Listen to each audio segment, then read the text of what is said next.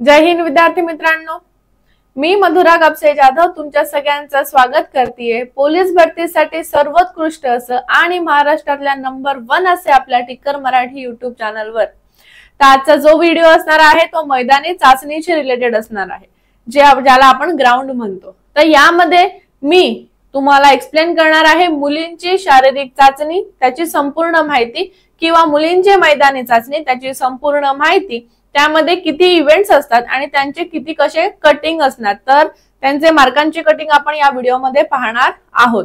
तर सगळ्यात महत्त्वाचं, हा व्हिडिओ आवडला असेल तर व्हिडिओला लाईक करायचं आहे, व्हिडिओला शेअर करायचं आहे, आवडला असेल तर कमेंट मध्ये सांगायचं आहे, काही भूल चूक झाली तर व्हिडिओमध्ये चांगल्या भाषेमध्ये सांगा। पण तसे तर चुकीची शक्यता नाहीये, कारण व्हिडिओ अगदी मन लावून चांगला बनवलेला आहे तुमच्यासाठी, त्यामुळे नक्कीच याला शेअर करायचं आहे। आता मैदानी चाचणीचे गुण आहे 50, बरोबर आहे। यामध्ये असतात 3 इव्हेंट, एक आहे 800 मीटर, एक आहे 100 मीटर आणि एक आहे गोळाफेक। तर 800 मीटर धावण्यासाठी तुम्हाला 20 गुण आहेत, 100 मीटर धावण्यासाठी तुम्हाला 15 गुण आहेत, तो गोळाफेक साठी पण तुम्हाला 15 गुण आहेत। अशी टोटल 50 गुणांची ही मुलींची शारीरिक चाचणी होते।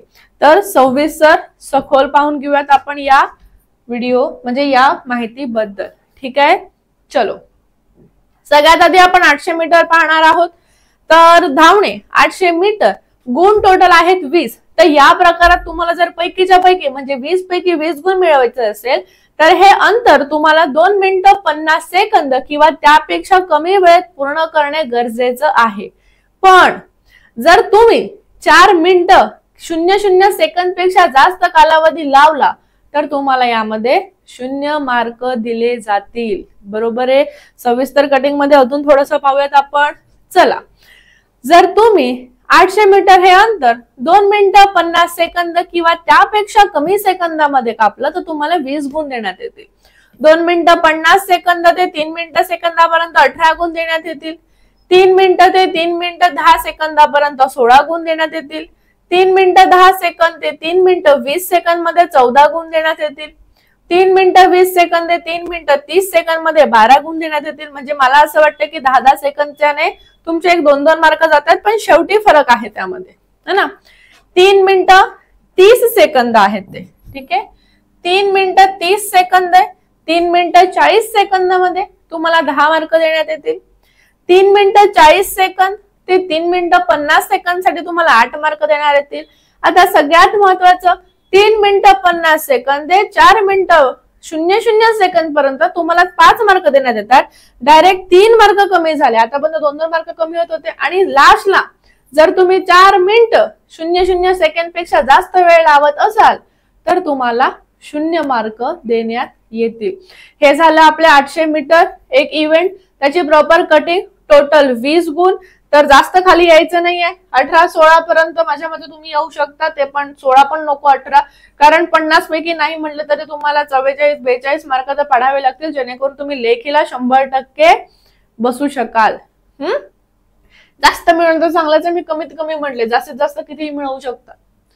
पुढे या, दुसरा इव्हेंट जो आहे धावणे 100 मीटरचा, ज्याला टोटल गुण आहेत 15। आता या प्रकारामध्ये जर तुम्हाला पैकीच्या पैकी म्हणजे 15 पैकी 15 गुण मिळवायचे असतील तर हे अंतर तुम्हाला 14 सेकंद किंवा त्यापेक्षा कमी वेळेत पूर्ण करणे गरजेचं आहे, बरोबर आहे।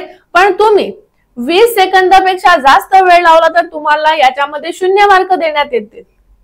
सगळ्यात महत्त्वाचं, पहिल्या सेकंदाला 3 गुण कमी होतात आणि तिथून पुढे प्रत्येक सेकंदाला 2 गुण कमी होतात, पण शेवटच्या सेकंदाला पुन्हा 3 गुण कमी होतात। याचा अर्थ पहिल्या सेकंद आणि शेवटच्या सेकंदला 3-3 गुण कमी होतात, तर मधल्या सेकंदाला हे आपले 2-2 गुण कमी होतात। तर आपण पुन्हा याची सविस्तर माहिती, सविस्तर कटिंग पाहणार आहोत। तर बघा, 100 मीटर 15 गुणांची कटिंग पाहूयात।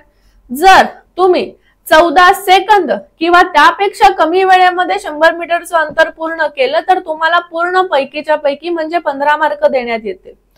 पण यानंतर जर तुम्ही 14 सेकंदापेक्षा जास्त पण 15 सेकंदापेक्षा कमी वेळ लावत असाल तर तुम्हाला 12 मार्क भेटतील।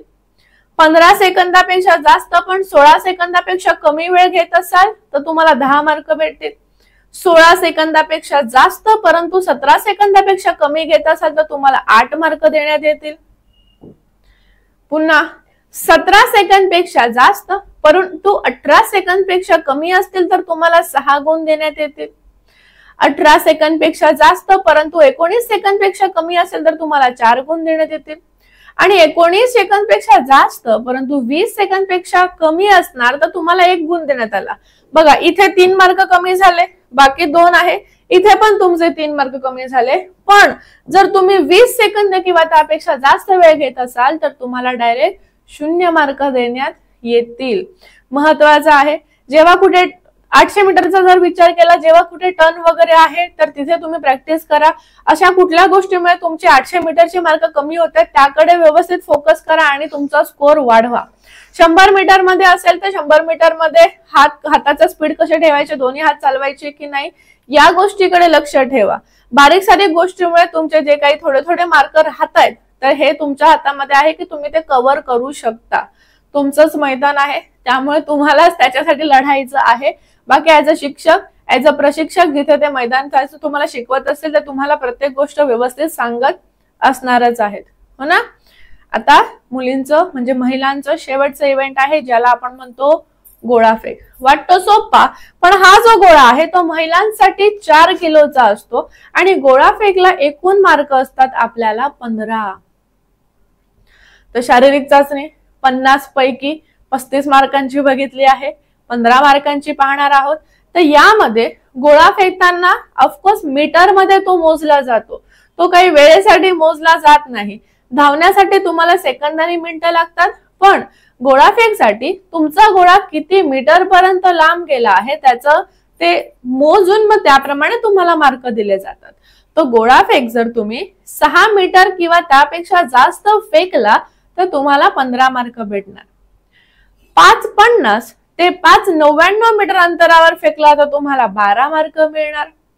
5 ते 5.49 50 घेतले तरी पण चालेल, मीटर अंतरावर फेकला तर तुम्हाला 10 गुण देण्यात येणार। 4.50 ते 5 मीटर अंतरावर तुम्हाला 5 गुण देण्यात येणार। 4 ते 4.49 घ्या किंवा 4.50 मीटर अंतरावर तुम्हाला 3 गुण देण्यात येतात। आणि 4 मीटर किंवा त्यापेक्षा कमी अंतरावर जर तुमचा गोळा पडला तर तुम्हाला पूर्ण 0 मार्क दिला जातो। तर गोळाफेकच्या ज्या काही ट्रिक आहे, मला असं वाटतं सगळ्या इव्हेंट मध्ये सगळ्यात अवघड हाच इव्हेंट आहे ज्याला आपण गोळाफेक म्हणतो।